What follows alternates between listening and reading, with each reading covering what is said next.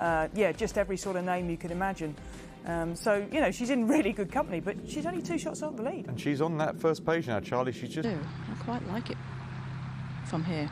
Yeah, she kind of looks at the whole width of the green. Yep.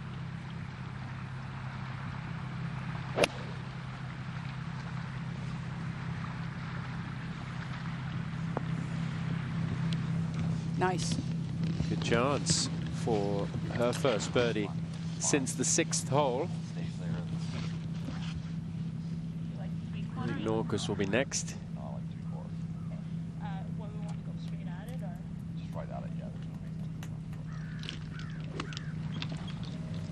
This angle, Judy, makes it a little bit more complicated for Anna because she's got that little slope in the green that kind of hides the bottom of the hole.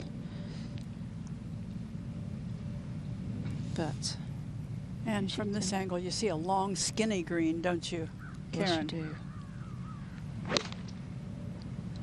You've got to be more precise with your distance control from here.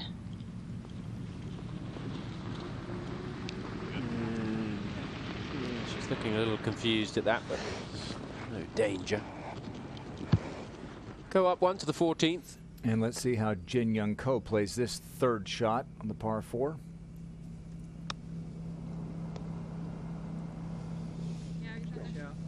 Pretty well. Not all that warm, however, the best weather of the week. Now here's a chance to see how Jessica's going to chip this one. It looks a bit heavy and thick to me. That was the shot, Zane, that you were talking about. Yeah, that was the leading edge going first. The hands went, ball was a bit back. Hands went first, leading edge got into the ground, and as you can see, she's not happy with that one. It comes out heavy.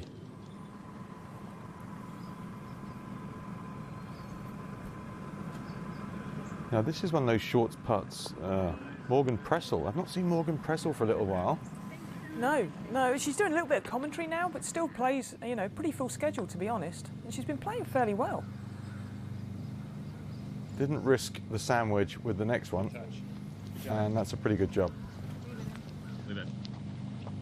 What?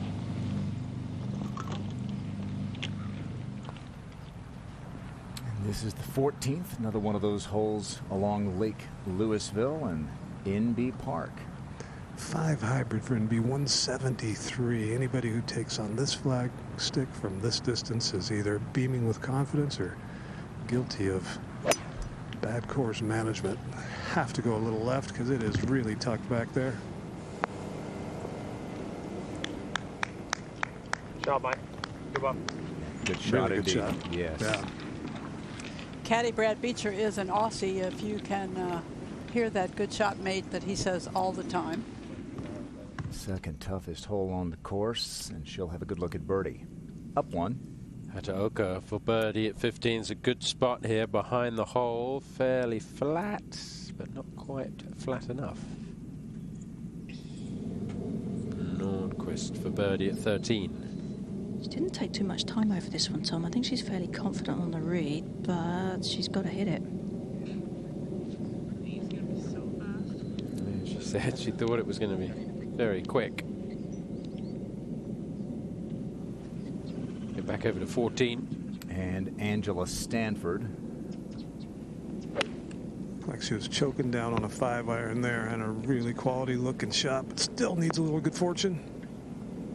Careful here. It got 0 good fortune, my goodness. The first bounce was so hard, and that's what, 40 yards over the green? She's trying to figure out where it came to rest. I don't think it's on her book.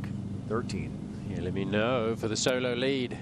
She's had so many chances, Tom. She has to make one of these, surely. She did. There you go. No, call me Shirley, she says.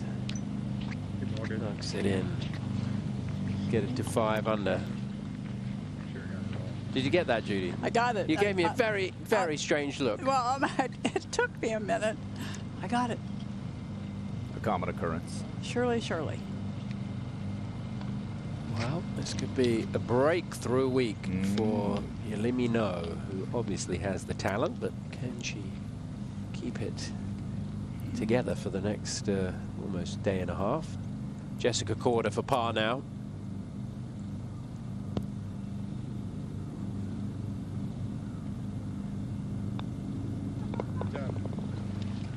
Quarter struggles 2 over today. He's expecting more. Coming off a nice round in the on the final day of the Pelican Women's Championship. Put together one of the best rounds of the week and took some momentum in here after the Thanksgiving holiday last week. And now Nordqvist. I do think, Tom, though, that Jessica's playing well enough in terms of her ball striking that if she could just put things together a little bit better tomorrow, she could have a nice low round. And yeah, she's certainly not out of it. I mean, it's so tightly bunched, isn't it, Karen? That really is. Go back. And just from a strategy perspective, with this flag all the way in the back right, if you can keep this drive down the left side, you're going to be in much better shape for your second. That being said, by keeping it down the left, you're bringing that penalty area into play. So if you want a good look at the second shot, you've got to take on the risk. Well, this is what is normally referred to as a second shot golf course. The fairways are pretty generous, but there are a lot of little just one-off bunkers or a little nest of bunkers that affect tee shots on most holes. All right, how far over this 14th green is Angela Stanford, and can she get a club on it? She can get a club on it, probably 25, 30 yards over. It's a limited backswing, and she's got to play it basically along the ground. If she gets it on the green, it would be an amazing shot. And if she gets it on the green, she'll have a legitimate chance at par. Up and down from there for bogey to limit the damage.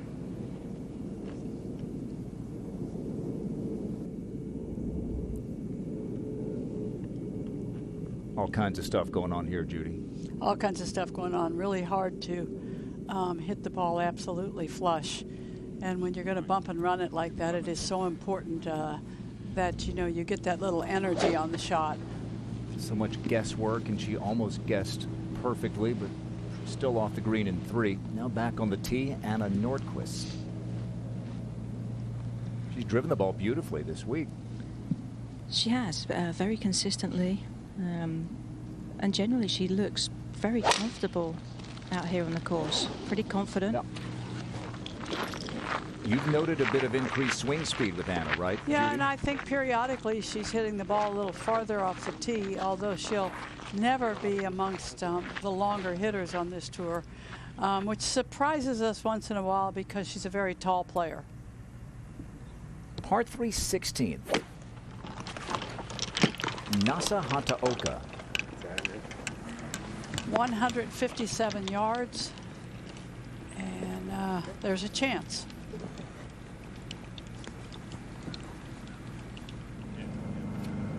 And now a 4th shot on the par 4, 14th for Stanford. Yeah, just got to land this basically right on the edge of the green, or even the collar, the fringe.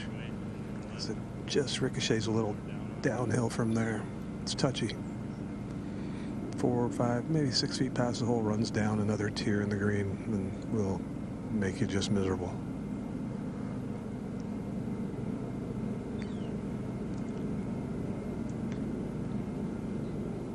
Sit. That'll be for bogey. She had a putt that lipped out to take the lead about an hour ago. She's got that for bogey. 15. Jin Young Ko, not a great tee shot at 15, which is an easy hole off the tee. There's a lot of room. You just got to avoid the bunkers. Yeah, good shot. And she wasn't far away from knocking it in the bunkers, but second shot's pretty good, so she'll have a chance for a birdie there to get it to 5 under. NB Park waiting on Stanford now for birdie.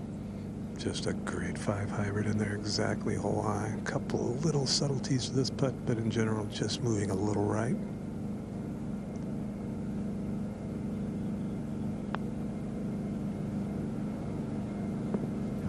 A little softer, it's dead center. Good shot, just had the wrong shot in her head, or the wrong club in her hands. And this course will make you pay a price. That's just adding insult to injury there. So She's dropped 4 shots in the last 4 holes from a share of the lead at 5 under. Now back, if she makes that, to -1.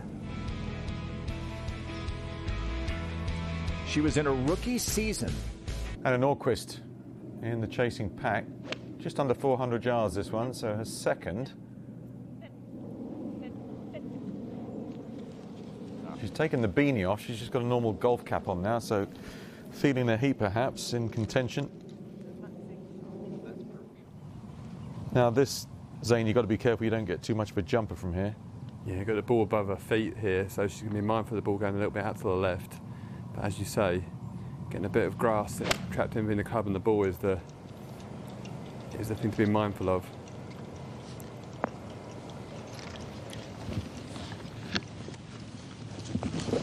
Close to a really good shot. Boy. Saw that approach from Jin Young Ko. Here is the birdie putt. Get it to 5 under. A lot of movement in that putt. Just needed a fraction more pace. And we'll go ahead to the 16th. And Nasa Hataoka is to get into a share of 2nd.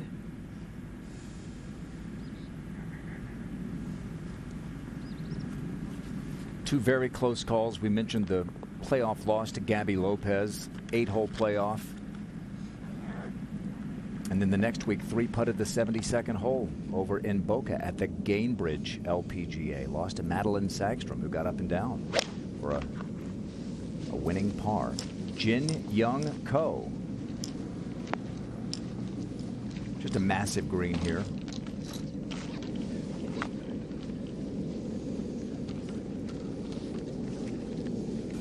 31 paces deep, and Jin Young will have a birdie putt.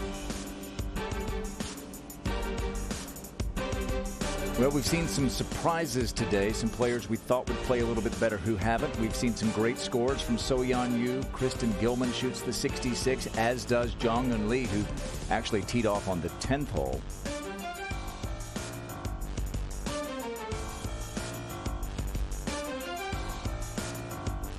Look at Tiffany Chan from Hong Kong. 5 under with 3 to go over on the other side of the golf course.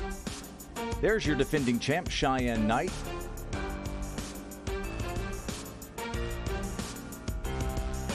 Sophia Popov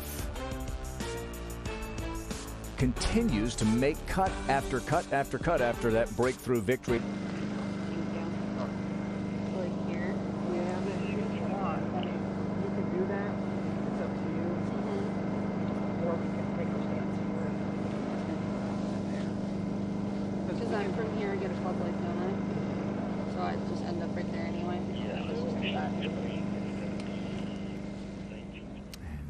She gets a ruling. Let's move up. Second for Lindsay Weaver at the 15th. But from 108, she needs something good to happen. She's kind of reeling right now after a bogey and double the last couple. Yeah, Lindsay's 3 over for the day. Started the day at 3 under, just 1 shot back. Huge opportunity for Lindsay Weaver. Now Imbi. A little bit of an uphill lie, soft wedge, 106, can't really go left of the hole high, or you'll pay a price. She likes the looks of it in the air. Needs to stay there, yep. It's going to be fine. And a chance for Imbi to make a birdie, get it to 5 under par. And we'll go ahead to the 16th. And Jin Young Ko. Her caddy Dave Brooker had been caddying for some other players after the restart of the LPGA Tour season, and he sent me a text and said, I just got the call from Jin Young. Get to Korea. It's time to go to work. Ready for the big season-ending push. So he went to Korea to work with her for what, couple of weeks? Or? She played some events over there, and he worked for her over there. Okay. And wanted to come get ready for this closing stretch. Back at 14, Korda. Really awkward spot, and such a fine line, because if she hits that much harder,